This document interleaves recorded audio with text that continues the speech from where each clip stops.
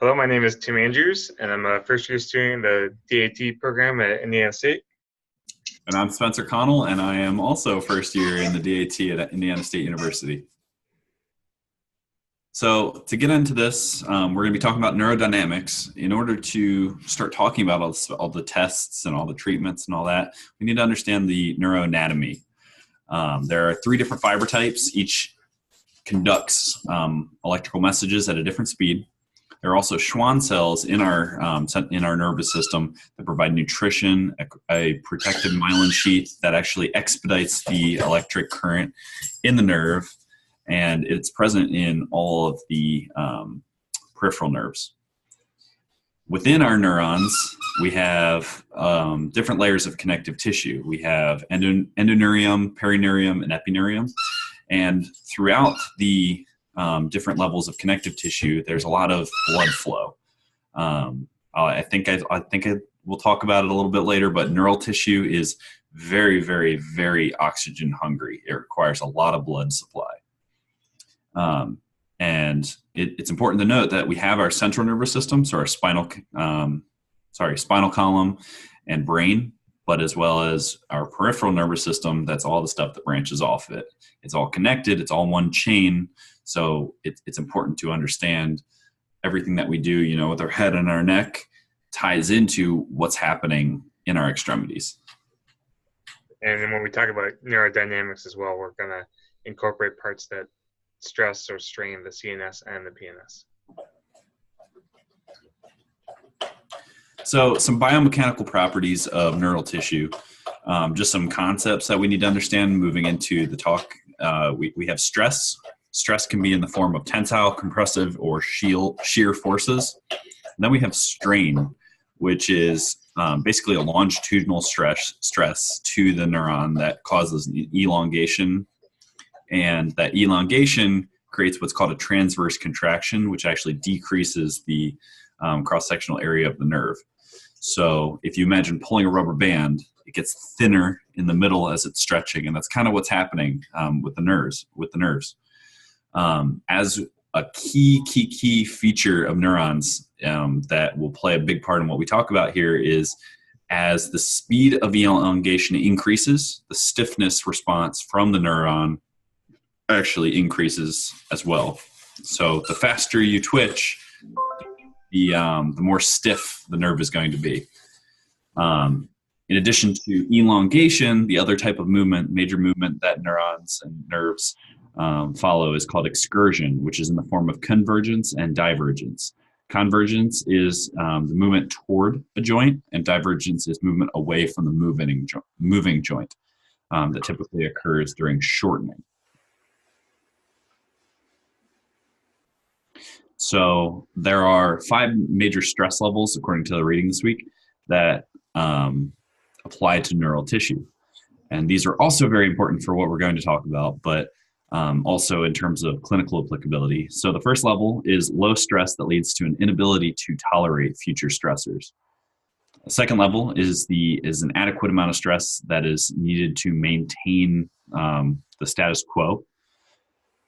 Stress level 3 is a moderate amount of stress that is enough to increase the level of tolerance that the nerve is able to withstand. Level 4 is a substantial amount of stress that actually leads to tissue injury. And then the 5th is excessive stress that leads to tissue death. So to kind of turn that into clinical applicability, we have immobilization from a post-op. So post-op immobilization, that leads to level 1 stress. So it's very low stress. And typically when they come out of immobilization, their tolerance is decreased. And they've actually found that the myelination of the neurons or the nerves decreases, which decreases conductivity and decreases function. A dynamic stretch exercise is a good example of a level 3 stress. So it's great for improving that workability, that function. We think of that supine sciatic nerve flossing that increases hamstring flexibility, and I think we will talk about that a little bit later. But not just because of the muscles, but because of the ability to stress that sciatic nerve and the ability of it to withstand tension. Think of a stinger, that's a level 4 stressor. So that fast, quick jerk is going to really, really, really overstretch that brachial plexus too fast. So too much too fast. If you did that same amount of stretch in a slower motion, I think it could handle it. But that quick bop, as a result of that stiffness. And then level 5, there are two really good examples. Carpal tunnel. So imagine sitting with your hand on a mouse for hours and hours and hours a day. What that does is that increases the amount of pressure at that carpal tunnel by putting your wrist into 40 degrees of wrist extension approximately. And that sustained wrist extension applies that chronic pressure to that median nerve and ultimately leads to tissue death, which leads to a decrease in total function. The other example that I like to give, because I personally experienced it, is compartment syndrome, especially exertional compartment syndrome. So that chronic compression of nerves leads to tissue death, neural tissue death. And then the third type of tissue damage is repetitive, so just vibrations, super common in the industrial setting. So just as we get into neural tension and the neural tension tests, it's important to understand that there's a whole bunch of different tissue that we need to consider during our evaluation. We have nerves, we have the connective tissue within the nerves, connective tissue within the spinal canal, we have the individual neurons within the nerves, we have intrinsic blood supplies, so it's super important to be able to differentiate between ischemic injuries and neural injuries, and sometimes it's a chicken or the egg sort of situation. As well as surrounding structures. So when we talk about radial tunnel, we have to consider, what does the supinator muscle look like? What do the surrounding structures look like? And I already kind of used that analogy, but chicken or the egg, is somebody experiencing hamstring difficulties because of the actual muscle itself or because of the sciatic nerve? Or is there a sciatic nerve issue that's causing hamstring issues? What that means is we got to break it down into extraneural tissue and intraneural tissue. Extraneural tissue being everything outside of the nerve, and intraneural being everything inside of the nerve. So all the connective tissue, all the blood supplies, each and every neuron within that system. And so we see situations where intraneural conditions such as fibrosis within the intraneural stuff, can be caused by extraneural stimulation. So chronic compression from wearing a belt that's too low on your femoral nerve, wearing clothing that's too low, or some sort of compartment syndrome, something like that, as well as movement disorders that can be caused from intraneural. So you might have a nerve issue, there might be connective tissue issues within the nerve, and that leads to movement pattern dysfunction and leads to other problems, and so on and so forth. And then we have what's called the double crush phenomenon, which is just where a condition might originate in the spine, and that causes secondary problems in the periphery. There's also a reverse version of that called the reverse double crush phenomenon, but we don't need to know that. It's fine. So what does this all mean with reverse neural tension? So with tensioners and sliders, so we can kind of see where these adverse neurotensions are by using tensioning techniques, by elongating the nerve bed. This can occur either at multiple joints, or you can just do this with one joint. This helps us recognize if a pathology is present. However, there are tons of people that are asymptomatic that tensioning techniques are positive for. That's something to take into consideration.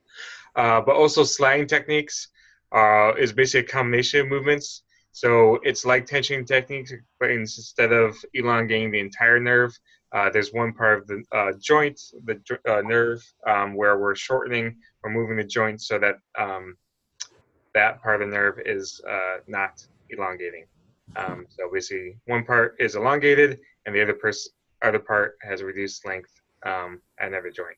So this can decrease the length of the nerve at one area with no increase in nerve strain.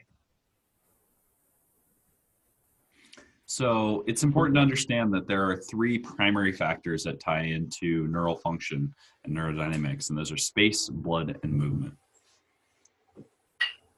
So I kind of mentioned earlier that neural tissue is super bloodthirsty. The brain and the spinal cord make up of about 2% of the total body mass, but they consume about 1/4 of the available oxygen in the blood. So when we start talking about things like compartment syndrome and overstressing nerves, we are cutting them off from blood that they very desperately need, and that can cause serious ischemic pain. Nerves do not respond well to stretching. As we will talk about, we're not stretching nerves, we're teaching these nerves how to move within their neural beds, their nerve beds.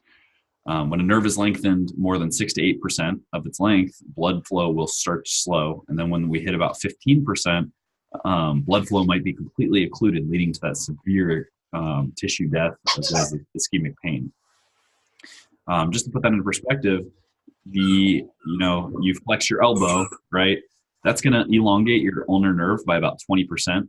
And we talked about PNS and CNS. When you flex your neck or extend your neck, that can elongate the total chain by 10 to 20% as well. And so we talked about excursion, divergence, and convergence. Slide, just that idea that the nerves want to slide and glide freely. So if there are muscular restrictions or other extraneural restrictions, those are going to cause unwanted irritation and compression. So remember, we're not stretching these nerves. We're simply teaching them to move within that extraneural tissue that is around them. And we're teaching them to tolerate certain stressors by bypassing that stiffness. The idea is that we want to progress through movements rather than just cranking on them. And so we want to go step by step to identify where the problem is in that chain of neural tissue. So for example, during wrist extension, if they get symptomatic, that might be a carpal tunnel issue. During elbow flexion, causing ulnar nerve path issues, that might be cubital tunnel syndrome or symptoms. The key here is having constant communication between the patient and the clinician. So now we're talking a little bit about neurotension tests. So these can be either active or passive. And we're usually going to work passive. We're going to usually work from proximal to distal or distal to proximal. We're not going to be cranking. We're not going to be shoving the arm into a quick motion. It's going to be slowly building and slowly moving the joint. So basically, it's positive if symptoms are reproduced for the patient, and we can add or subtract different parts of that movement to see where the adverse neurotension is occurring. And it can also be performed along with other tests.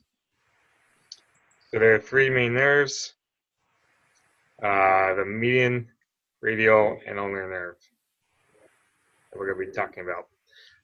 So with these, these tests, especially with UNLT3, within even the asymptomatic individuals, 52% report symptoms. 90% of them describe stretching, and then another good majority describe pain, and pain was higher in women. So this is just something to think about whenever we're using any of these types of tests. Also, tensioners and sliders are greater than static stretching for hamstring flexibility, such as dynamic is greater than static, so stress level 3. It's also, these things have a potential to stimulate myelin recovery, so like we were talking before, myelin is important, and we want to make sure that's recovered if there's damage. Yeah. So, so the mean UNLT3, UNLT1, basically the patient is going to be placed into a position that's just stretching the median nerve. We're going to block the shoulder. We'll get abduct to the point of resistance, and then we're going to externally rotate the shoulder. And then with the elbow still flexed, the forearm is supinated and the resting fingers are extended. Now we're going to extend the elbow, hold the arm position. You may add neck side bending as well. So once again, incorporating that CNS component. Some pictures. Yeah, here, UNLT3 basically is going to start in the same position. Touching outside hand, the patient's hand, wrist extension, forearm pronation. Then we're going to flexion of the elbow, external rotation, and then we can have you can brace the patient's elbow against the therapist's body for better control. And you also want to make sure that you're depressing the shoulder or leaning on the arm to create a pillar to move the upper extremity around. And then carefully walk the patient's arm into abduction. And then once again, incorporating next side bending as well.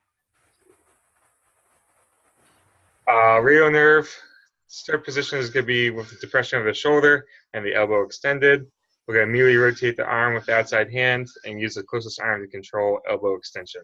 We're going to flex the wrist and carefully abduct the patient's arms until symptoms of resistance is found.